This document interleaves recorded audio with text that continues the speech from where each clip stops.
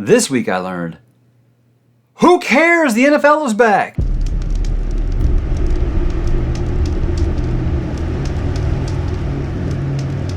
Hey, what's up, bookworms? Mike back with another weekly update as staycation has slowly started to unwind, come to its close here. But hey, that's okay.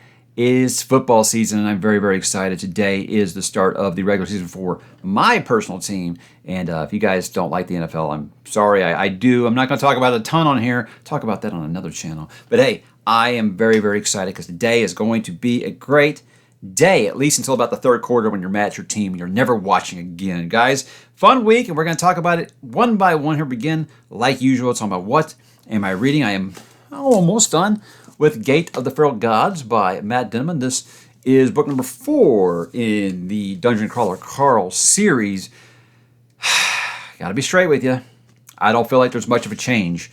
I said last week that my concern was that this series is fun. I laugh. Every 10, 15 pages, I laugh out loud. That's good. It's a good thing. It's fun to have a good time while you're reading your books, right? I am enjoying the characters. I think that Donut and Carl are awesome. I think the AI is hilarious. I have a good time with that. I think the scenarios are very, very wacky. They're out there. And I give them credit for creativity. What's the story? Survive. Survive. You will not break me. You've gotten a loot box.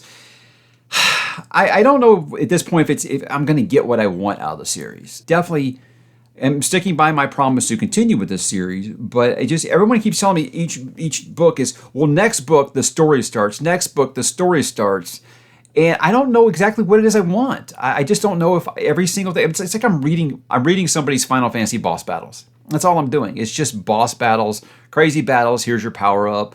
Oh, this person died some crazy death. I need more than that, and I don't know that with the page count for these books, I don't feel like it is using this page count to really tell a story here. Why do these need to be so long just for boss battles? It's very, very frustrating up to this point.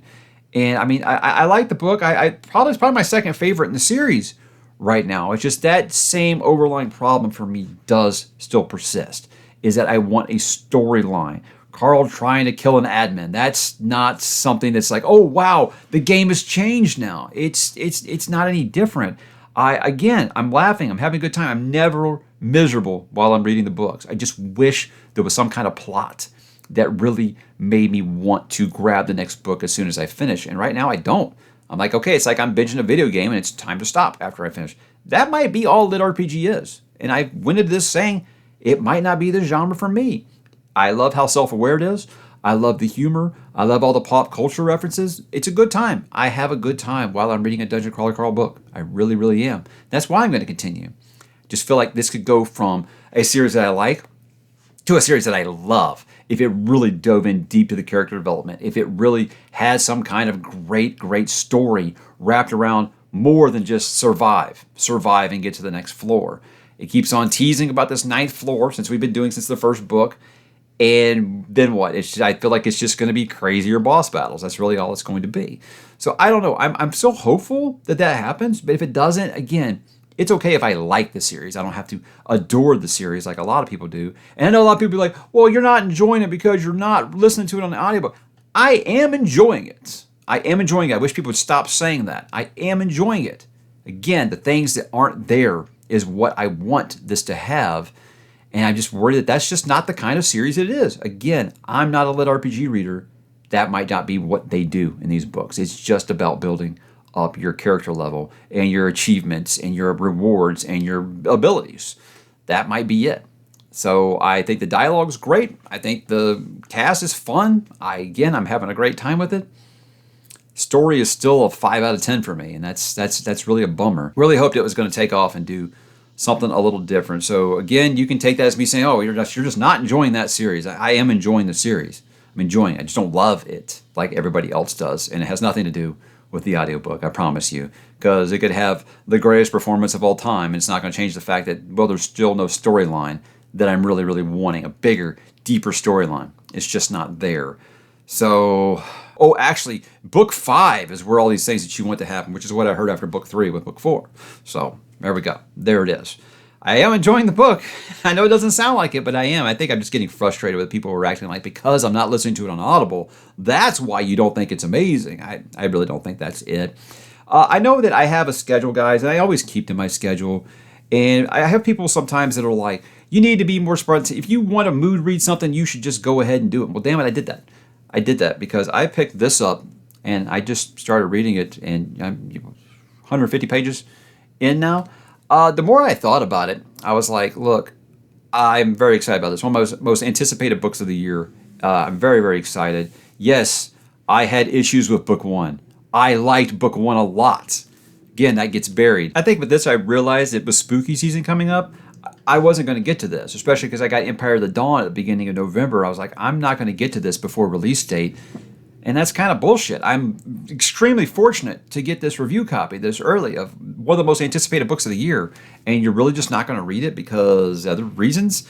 I said, okay, I want to go ahead and dive into this. So no, I'll probably be reading this around everything this month. I'm not going to read it all in one sitting. But here's what I'll tell you guys. I'm not going to spoil anything, don't worry. But what I will tell you about this is the first 100 pages are the best 100 pages of any book that I've read this year. Does that make sense? I know it's a really, really weird category. Maybe that'll be my end of the year awards. The best 100 pages goes to Strength of You by James Allington. It's one of those where if you know the way the first book ends, you know we've had so many questions. For 2 years, we've had theories and speculation, just like I imagine it was with Licanius. I didn't have to wait between those books, thank God, because they were really cliffhangery. With this, I kept saying, I feel like how I feel about book one is going to adjust depending on what happens in book two. It's already going to be book one better in hindsight for me. And again, I liked book one. Just didn't think it was the best book of the century. Again, I keep getting distracted by that. So this is awesome. You've had an idea about what you think happened at the end of the first book, and you might be right. I was sort of right. I just didn't think that he would do what it is that he's doing. But, oh my God, it's good. I know a lot of people are worried about, well, there's not like a recap or anything like that. No, there is no recap, at least in the review copy. He's got a glossary back here that tells you the characters, but it's very, very vague. So, try to find someone who can give you some kind of recap if you think that you'll be really, really confused. But I think that things are every once in a while something comes back to me that I remember now that I wasn't thinking of before. But it's so different, guys. This is way more expansive than that first book. I feel like that's what I can say without spoiling so far. Very, very much, it feels almost like many, many stories into one. Extremely vague, but again, I don't want to ruin anything for you because this is, you guys are you've been waiting for this. You're gonna be ecstatic when you first start it because it does not disappoint. I'm super, super hyped to continue this, and I will still be getting to other things, but I'll kind of wrap that around the whole month maybe, but try to finish it here before spooky season. I'm gonna stop talking about it because I don't want to say more because I don't want to ruin it because I could spoil this very easily for somebody I don't want to. I want you to be surprised to pick it up. Just know that, like, thus far, the first, 15, 20%, absolutely worth the wait. And it's going to be the most hyped book of the year, again, I think. And I'm just excited. I'm excited to see where it goes. It's already in my head, man. And that's good. It's in my head more than the first book ever was. And that's exciting. It really, really is. I can't wait to continue. I'm going to continue as soon as I finish recording this video. So what am I going to read? Obviously, like I said, I'm going to keep working on Strength of You, finish up Dungeon Crawler Carl. I'll probably finish it up here in the next day or two. I got the next Drizzt book on deck, which is Siege of Darkness. And then the kind of first spooky season-ish read is going to be Kagan the Damned by Jonathan Mayberry. I really somebody needs to let me know how to say his name, by the way. But that's just kind of everything I got going on. So I know it's a big old mess right now. You never expect, if you ever have like a TBR wrecker, you never expect it to be a book this chunky, But I can tell this is going to read really, really quick. And I'm excited to keep doing that. But I'm not going to neglect everything that I had picked out to read this month. I'm just adding a 700-page book in there somewhere. But again, I've got until November to finish it. I won't be doing my review until release day. I always do it that way. I know a lot of other booktubers that get the review copies already, they will put their review out immediately. For me, it's not a race. I want to put it out on release day when people are the most excited to talk about it. And that's when I will be doing it. So I feel like I've got until, November the 11th to get this read. And wrapping it around everything else this month will be a lot of fun. How about this week on the channel? I did wrap up the month of August and named my book of the month. As always, if you watch the weekly updates, I don't think it's hard to figure out what my book of the month was going to be.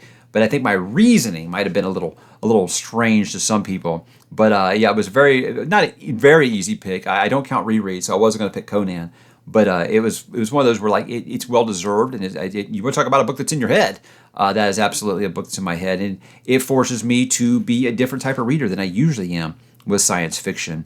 And I was very excited to make the pick that I did. Look at the things that worked for the month and did not. A little bit of a down month for the channel. I think August usually is. Everybody's going back to school, and that includes me getting my kids back to school and maybe getting a little lazy. That can happen from time to time because in the end, we are all human, and that does happen. We got other responsibilities.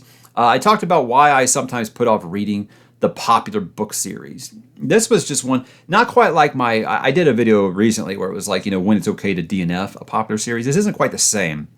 This is more, I was talking to the guys at ℓ𝕦𝕤𝕣𝕔𝕙𝕤, and they were asking me, if booktube, being a booktuber will actually dictate what I do read. And I said, not necessarily, because a lot of the times the popular series are series that I don't read, until later, much later than everyone else. I just kind of talk about 10 reasons why I tend to do that. It's not something that I do as a hater or malicious or to be a hipster or anything. It's more of just like, I have several reasons why. Okay, I've got all these things to read.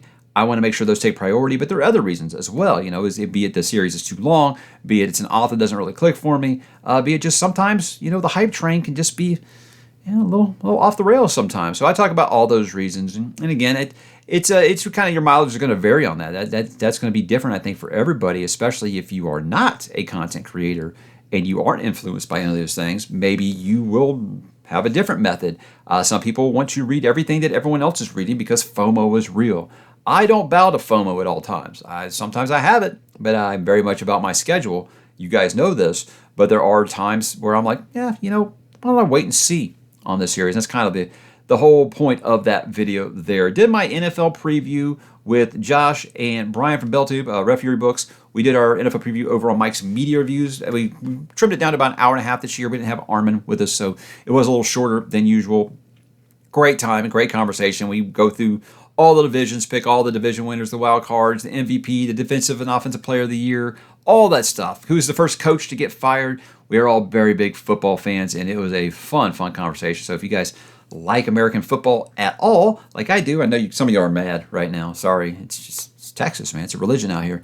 Yeah, check that video out if you haven't, and I would appreciate it. I love that anybody cares about what we think about football, but I could talk about football all day long because it is the greatest hobby in the world. My wife and I did our spooky season lineup also over on Mike's Media Reviews. You guys don't know, every single year my wife is not a huge horror fan, but around September, October, she gets into the Halloween spirit and she wants to watch some scary movies. So every year we always will get like about 30 or 40 movie trailers that we are excited, movies we've been hearing about, it might be a consideration. We'll kind of trim it down to about 15 or 20, and then we'll kind of vote on them, and like our power rankings take turns picking them, and these are the ones that we plan to watch in the month of September and October for spooky season.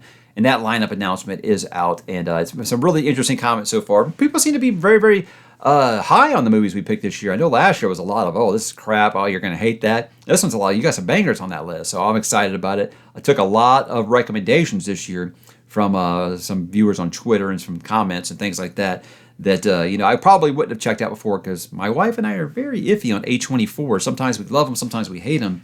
So whenever I get like a bunch of A24 recommendations, I'm like, oh, we'll see. But we did get some of those through there, as well as some others I've been putting off for a long time. About to be the best time of the year, guys. Football and spooky season. This is the best time of the year. How about some next week plans? I'll get my book haul out. I'm looking at them right now. I got some beautiful, beautiful books I want to show you guys and say thank you for those people who did send me something in the month of August. My birthday month is very exciting. Thank you so much in advance. We'll talk about all those and show those. If you can't wait, I show most of my very pretty books. I have a TikTok. I have an Instagram. I show those unboxings there, and I will show you the without the dust jacket and all that pretty stuff that goes into it if you're really, really into some sexy books. I did a video a while back. It was not really that while back. It was not that long ago. It was fantasy tropes that I hate. I'm tired of, and I want to see them retired. And a lot of feedback I got in there is people would love to hear me talk about the ones that I do like. So I will be talking about fantasy tropes that I love and I want to stick around for a long time because they never get old for me. The video title will be shorter than that, I promise. But that's one that I have planned to get out next week. It will be my return to the workplace, and things will be very, very hectic, I am sure, but I'll make sure that I get that one out sometime next week because there are plenty of things, tropes that brought me to this genre, and I've never gotten tired of them, and I will never get tired of them, and I've got plenty to talk about. You know me, I like to do the positive. I like to talk about the things I love much more than things I dislike. So I think that would be a fun video for me personally to make, and hopefully you guys will like it as well. Got a couple of TV and movie talk things here before I go. So my kid and I started talking the other day about, we watched that movie Flow, you know, the animated movie Flow that I talked about a couple weeks ago, which was amazing. And he kept saying it was like Life of Pi, you know, but without humans in it. And then me and my kids started talking, my oldest son started talking about how great a movie that was in a book. It was an incredible story. And so for family movie night, he picked it because my youngest likes Flow so much. He wanted to show Alex, he wanted to show him Flow, or Life of Pi. And I have it on 4K. It's a stunning movie, and I love it. Guys, look, Life of Pi is one of my favorite movies of the 2000s. It's a beautiful movie, both visually and emotionally. It's a absolute kick-ass film that I think anyone will like. Any person on the planet can watch something like Life of Pi and pull something from it. It's just an incredibly emotionally powerful movie. And if you like survival flicks like I do, man, it's just so good. And me and my kid were sitting there talking about the ending of the movie for like 30 minutes last week. And it was like, we both agree on the ending. My wife disagrees. She has a different point of view. We could probably make a whole video telling about how we disagree on this ending. But me and my kid agree on this ending. That's just how incredible of a story that is. Great book, great movie. It's absolutely wonderful. I think anyone would love it, of all ages. It's like for younger kids, like my youngest, he was starting to get a little zoned out there at the beginning where it's establishing everything. But as soon as the shipwreck happens, my youngest was locked in. And it's just, the CGI in that movie is so beautiful. If you don't know any better, you think it really is a Bengal tiger and a zebra and an orangutan. I mean, it's so incredible that this movie is already like 14, 15 years old and it still looks that great. Ang Lee's best movie.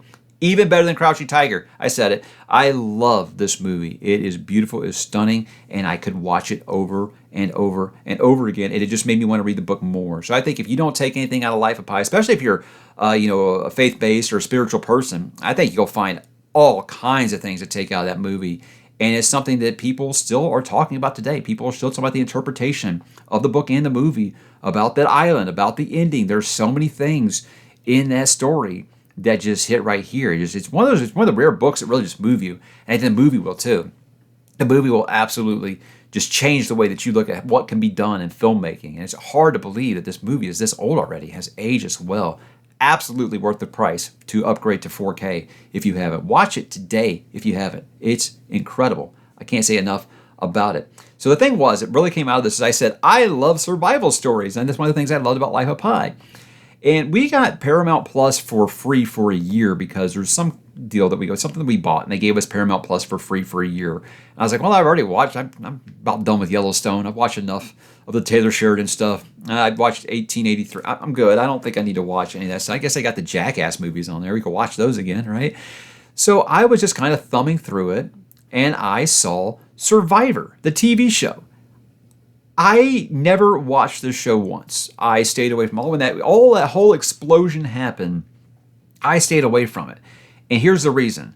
One, I never really took reality TV seriously. I used to joke and say reality TV is, more scripted than regular TV is, because I didn't believe it was real. I thought it was phony. So I never really watched Survivor. But the second reason was I love survival and I know I'll get addicted to this. And I do not need something else to get addicted to. So I never watched it. I saw a commercial and I was like, This show is hitting its 50th season? Are you kidding me? Because they do 2 a year. So I was like, I guess so. Yeah, it's 25 years old now. So I decided, what the hell? I'll give it a try. Guys, I already blew through the first season about halfway through the second one. And so many people were like, I feel like all the pop culture reference, it'd already be ruined for me. I was like, I don't know who won any of these things. I don't know nothing about it. Only thing I know about Survivor is I know what it means when someone says you're going to get voted off the island. I know that's from Survivor. That's it. That's all I knew about it. It's what I would call quality television. It's very trashy. It's not the best people, but I can see why it's so addictive and why it's still going today. So going back and watching those early seasons, like, look, first, eyesore. You know, we've got HD, 4K televisions, all that stuff now, and you're going back and watching a show from 2000 when it's still 4:3 and 480p. It's not just that, but it's also the sound. I'm like cranking the sound all the way up to like 50 because I can't hear it. So I've been kind of watching it in the TV in the bedroom, which is, you know, a little smaller to kind of give me the right ambiance for it. But look, at this point, if I know I'm beyond the last person on the planet to watch Survivor, but yeah, it's what I always knew. I always knew I'd get into it because I love survival. I do wish it was a lot more on the survival and less of the politicking about who's going to get voted off. But, you know, it's a competition that's going to happen. You know, I'm wondering if eventually, like I said, I'm only on season 2, and I know the show's evolved so much since then, because just the jump in production quality from season 1 and season 2 is like massive, because they had like 60 million viewers on their season 1 finale. So of course their budget was going to go up. Their competitions were going to get better. I'm wanting to see them get like full on like American Ninja Warrior level of competitions here for these immunity challenges. That's what I'm hoping for. But it's an addictive show. It's easy to see why people love it so much. And I'm one of those that's really enjoying it. I don't imagine I'm going to fly through 50 seasons of this, but for right now, I'm really into it. And we'll see. Until I think I get the first really, really lame season, I think that'll be the point to where I say, okay, guys, stop it. Everybody, I was like, is this still worth watching? You know, this many years later, and people are like, dude, season 1 through like 20 is amazing. I'm like, really? 20 seasons are great? That's awesome to hear. So everybody said you're going to have your favorites and your, you know, ones that you don't like so much. For me so far, you know, you got Borneo and you got the Australian outback. That's awesome. I'm loving it. So I'm having a great time with it. Like I said, I'm not going to pretend it's quality programming. It's trashy TV.